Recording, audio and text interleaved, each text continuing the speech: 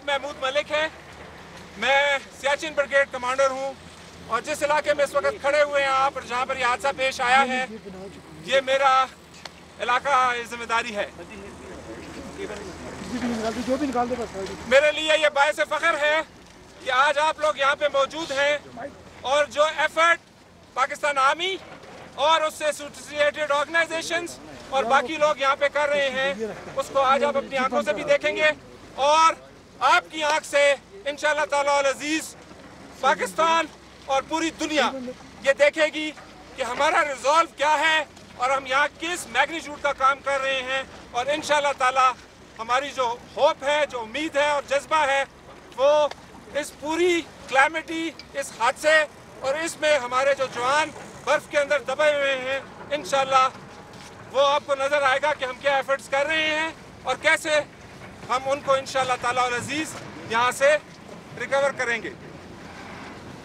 जैसा कि मैंने आपको बताया पहले, ये जो पीले झंडे हैं ये डिपिक्ट करते हैं यहाँ पर जो हमारा इलाका था, जो बिल्डअप एरिया था, जो बिल्डिंग्स थी, जो इमारतें थी जिनमें हमारे जवान रह रहे थे। और ये वो साइट्स हैं जिन पर हम काम कर रहे हैं, हमारा प्लांट इक्विपमेंट जो इंजीनियर की मशीनें हैं वो काम कर रही हैं। जो सब्ज़ झंडे आपको नज़र आ रहे हैं, ये झंडे यहाँ पर जो टोटल इंफ्रास्ट्रक्चर था, ये जो टोटल हदें थी इस बटालियन हेडक्वार्टर की, जो कि 700 बाई 500 मीटर है, वो है। जबकि जो फार्दर एंड पे रेड झंडे आपको नज़र आ रहे हैं, ये वो हैं जो कि इस पूरे एवलांच को की स्वात को की विड्थ को जाहिर करते हैं, जिसकी टोटल पैमाइश जो है वो 1 किलोमीटर बाई 1.2 किलोमीटर है। यहाँ पर मैं आपको ये बताता चलूँ कि ग्यारी एक बहुत पुरानी जगह है। हज़रत शाह अली हमदान जो कि एक बुजुर्ग थे, वो यहाँ पर आए और यहाँ पर उन्होंने क़याम किया और यहाँ पर उनकी इस बटालियन हेडक्वार्टर का हिस्सा थी, जो कि 700 से 800 साल पुरानी मस्जिद थी, जो कि वो भी अभी अंडर स्नो है।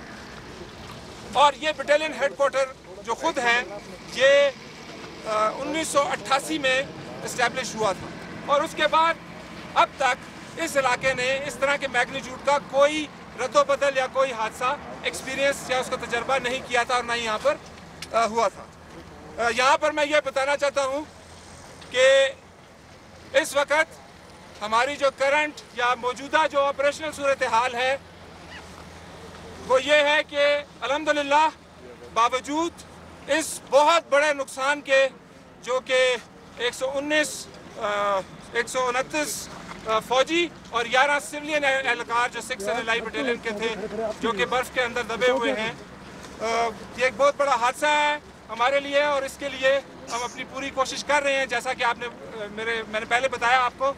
लेकिन इसने किसी भी तरह से पाकिस्तान आर्मी या उसकी फॉर्मेशंस जो हैं इस इलाके में, उनको उनकी काबिलियत या उनकी जो रिस्पांस कैपेबिलिटी है उसमें किसी भी किस्म की कमी नहीं होने दी। आज जैसा कि आप सबको पता है कि इस वक्त 6 एलआई बटालियन का बटालियन हेडक्वार्टर जहाँ पे आपने लैंड किया था वहाँ पे फंक्शनल है। अल्हम्दुलिल्लाह मेरे जवान इस वक्त भी अपनी पोस्टों पर 21,000 फुट से ज़्यादा तक की बुलंदी पर, जो कि जिस बुलंदी पे आप इस वक्त खड़े हुए हैं इससे डबल है, उस पर अपना काम तनदही से, जज्बे से और जांफशानी से कर रहे हैं। और हमारी रिस्पांस या हमारा जो मिशन है उसमें किसी भी किस्म की कमी नहीं है, जो कि इस हादसे से पहले थी। यहाँ पे मैं ये बताता चलूँ कि मेरे जवान जो यहाँ पे काम कर रहे हैं वो इंशाअल्लाह ताला अल अजीज इस उम्मीद से काम कर रहे हैं, इस जज्बे से काम कर रहे हैं और इस जांफशानी से काम कर रहे हैं कि जो मेरा जवान आज इस वक्त यहाँ पर मेरे कदमों के नीचे इस बर्फ के अंदर दबा हुआ है, हमने इंशाअल्लाह ताला अल अजीज उसको निकालना है यहाँ से। अगर मैं अपनी टाइमलाइन आपको बताऊं तो मेरी टाइमलाइन, मेरा आखिरी बंदा है, इंशाअल्लाह हम निकालेंगे। मैं यहाँ पर यह ज़रूरी समझता हूँ कि आप ये ज़रूर देख लें कि ये क्या चीज़ है और इसका मैग्नीट्यूड क्या है। मेरी 2 तरह की उम्मीदें हैं जो कि मैं आपको बताऊंगा, बावजूद इसके कि जो यहाँ पर हादसा हुआ है उसका मैग्नीट्यूड आप उसका अंदाज़ा इससे लगा सकते हैं कि जहाँ से ग्लेशियर टूट के हमारे ऊपर आया और ये पत्थर जिसके ऊपर इस वक्त मेरा एक जवान खड़ा पहरा दे रहा है, ये पत्थर और ऐसे कई पत्थर जो इसके अंदर हैं और कुछ उनमें से हम निकाल भी चुके हैं, इस तरह का ये मैग्नीट्यूड है, जहां मेरा ये रिजॉल्व और मेरे ये जज्बा है और मेरे हर जवान का है कि हम इंशाअल्लाह ताला आखिरी बंदे तक लड़ेंगे और आखिरी बंदे तक हम इंशाअल्लाह निकालेंगे यहाँ से।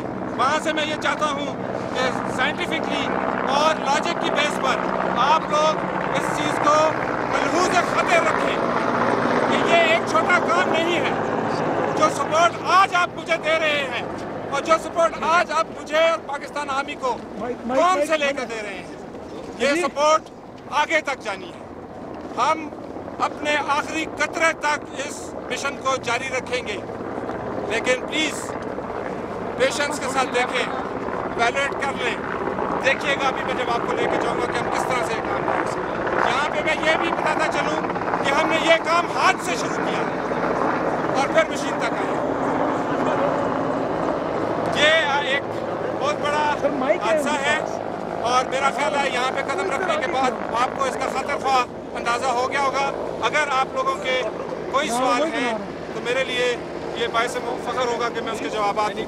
ब्रिगेडियर साहब, क्या वजह है कि इतने दिनों से रेस्क्यू ऑपरेशन चल रहा है लेकिन अभी तक पहुंच नहीं पाए, हम बॉडीज तक नहीं पहुंच पाए या हमारे विक्टिम्स तक नहीं पहुंच पाए? सिर्फ उसकी वजह इतनी सी है कि इस एक तो आप जिस रास्ते से आप आए हैं इनको नॉर्मल ट्रैवल करने में 1 हफ्ता लगता है।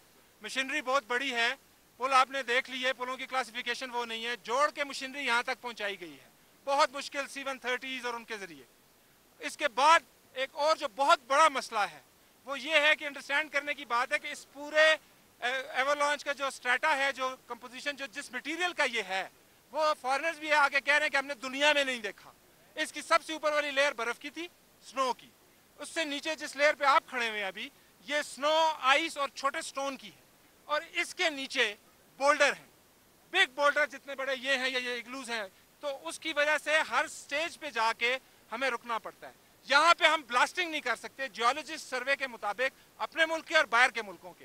ब्लास्टिंग हम इसलिए नहीं कर सकते, कंट्रोल ब्लास्टिंग भी, क्योंकि उसके चलने से जो वाइब्रेशन है, आपके हेलीकॉप्टर इसीलिए नहीं आ सके यहाँ पे, उससे ये एवलांच आने का खदशा है। और ये दोनों पहाड़, इनके ऊपर जितनी लेंथ है बिलाफोंड ला तक, दिस इज बिलाफोंड ग्लेशियर, दोनों के ऊपर ग्लेशियर्स हैं, they can just come over it, so we can not risk that.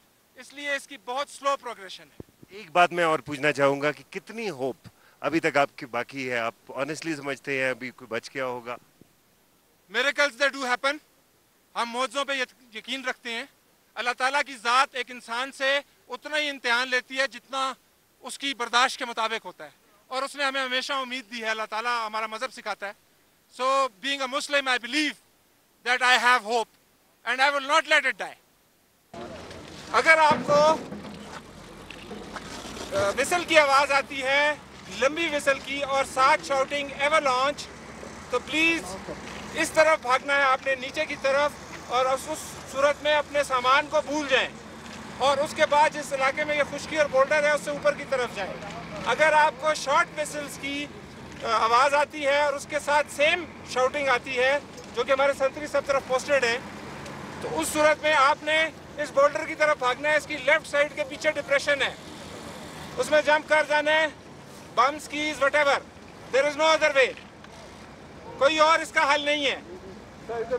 और ये फिनोमेना हम दिन में कम से कम 1 दफ़ा और उससे ज़्यादा दफ़ा भी प्रैक्टिस करते हैं यहाँ पर। उसकी वजह टेम्परेचर है, स्पेशली जिस टेम्परेचर में आप लोग आए हैं उसका फ़र्क नॉर्मल टेम्परेचर के -+ से 12 डिग्री ज़्यादा है।